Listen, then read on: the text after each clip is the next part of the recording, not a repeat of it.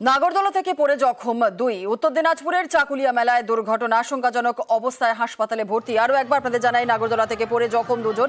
উত্তর দিনাজপুরে চাকুলিয়া মেলা দুর্ঘটনা। আরো বিস্তারিত বলবে চঞ্চল মোদক আমাদের সঙ্গে রয়েছেন। চঞ্চল, কি পরিস্থিতি এখন? যারা জখম হয়েছেন কেমন আছেন তারা এখন? দেখো, যারা জখম হয়েছে তাদের অবস্থা আশঙ্কাজনকই রয়েছে বলে এখনো পর্যন্ত জানা গেছে। তবে তোমাকে জানিয়ে রাখি যে গতকাল রাতে চাকুলিয়া থানার যে শকুন্তলা জমাস উপলক্ষে সেখানে মেলা চলছে এবং সেই মেলাতে দেখতে আসছিল দুই যুবক, যাদের বাড়ি হচ্ছে শাহর এলাকায়।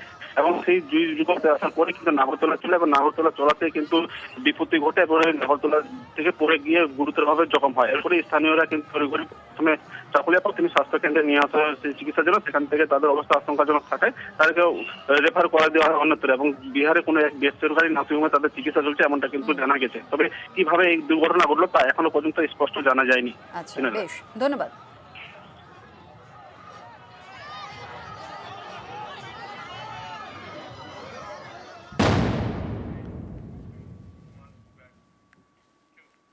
বনগাঁ ঠাকুরবাড়িতে পদ্মে দ্বন্দ্ব। ঠাকুরবাড়িতে বিজেপি সাংসদ বিধায়ক কোন্দল এবং ঠাকুরবাড়িতে সিএ ক্যাম্প নিয়ে শান্তনু সুব্রত দ্বন্দ্ব। মতুয়া কার্ড এবং সার্টিফিকেট দেওয়া নিয়েই কাজিয়া। তৃণমূল সাংসদ মমতা বালা ঠাকুরের সঙ্গে কথা সুব্রতর। নাট মন্দিরটা হরি মন্দিরের সামনে একদিন আমরা কোনো কিছু করি আলাদা ব্যাপার, কিন্তু গতকাল আমি দেখছি ওখানে পার্মানেন্টলি এই যে প্রক্রিয়া চলছে এটা ওখানে শিফট হয়ে ওখানে করছে।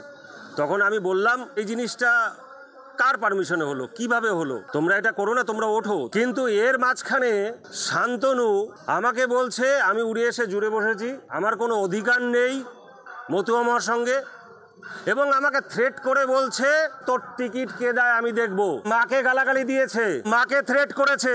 কেন এরকম থ্রেট কালচার চলবে? আমি সমগ্র মতুয়া সমাজের কাছে এর বিচার চাইছি। আমি গৃহমন্ত্রীজির কাছ থেকে পারমিশন পেয়েছি, তো আমি সেই পারমিশন নিয়ে করছি। এটা নিয়ে কে বাইরের থেকে এসে আমার সাথে গন্ডগোল করবে না করবে সেটা নিয়ে আমি মিডিয়াতে আলোচনা করব না, কিন্তু আমি যে পারমিশন পেয়েছি সেই পারমিশন অনুসারে আমি কাজ করছি। এই আবেদন করার ক্ষেত্রে কি বাধা সৃষ্টি করছে? মমতা ঠাকুর, সুব্রত ঠাকুর মিলে সবাই মিলে আমাকে গালাগাল করছে, যাচ্ছে তাইভাবে গালাগাল করছে। এর ব্যবস্থা আমি আইনগত দিক থেকে নেব। যেভাবে আমাকে গালাগালি করা হয়েছে তাকে কেউ কিছু বারণ করেনি, তার পদের লোভ হয়েছে, তাই সেই মমতা ঠাকুরের সাথে বসে বিজেপির থেকে টিকিট পেয়ে উনি মন্ত্রিত্ব পাবেন টিএমসিতে গিয়ে, সেই ধান্দায় বসেছেন। আর কি, আমি পার্টিকে সতর্ক করব এই সমস্ত লোক থেকে, একদম পরিষ্কার। নিজের দোষটা ঢাকার জন্য সে এখন তাকে রাজনীতি একটা তকমা লাগানোর জন্য সেখানে বলছে যে ওর এসে চলে যেতে পারে। এই ব্যাপারে নিয়ে কোনো কথা আমাদের সঙ্গে হয়নি। এটা ঠাকুরবাড়ির অধিকারের লড়াই, সেই অধিকারের লড়াই নেই। অধিকার হচ্ছে যে নাট মন্দিরটা ভক্তদের জায়গা, দেবত্ব করে দিয়ে গেছে বড়মা বীণাপাণি ঠাকুর সম্পত্তি, ভক্তদের অধিকার, একটা ভক্ত ভগবানের মহামিলনের জায়গা। যার যার বাড়ি সেখানে বসে তার সংগঠন করুক, সেখানে বসে তার হিন্দু কার্ড দিক কি তার সেখানে মতুয়া কার্ড দিক, সেটা তাদের ব্যাপার, কিন্তু সেটা নাট মন্দির ইউজ করতে পারে না। সেটাকে নিয়ে যখন তার মা বলতে গেল, তাই তার মাকে অপমান করে তাকে সেখান থেকে তাড়িয়ে দেওয়া হলো। বছর ঘুরলেই বাংলায় বিধানসভা নির্বাচন। কমিশন পক্ষপাতিত্ব করছে, এসআইআর করে বিজেপি জিততে পারবে না। চ্যালেঞ্জ ফিরহাদের। হারবে বলেই ভয় পাচ্ছে, সংবিধানই পথ দেখাবে। পাল্টা তোপ শ্রমিকের।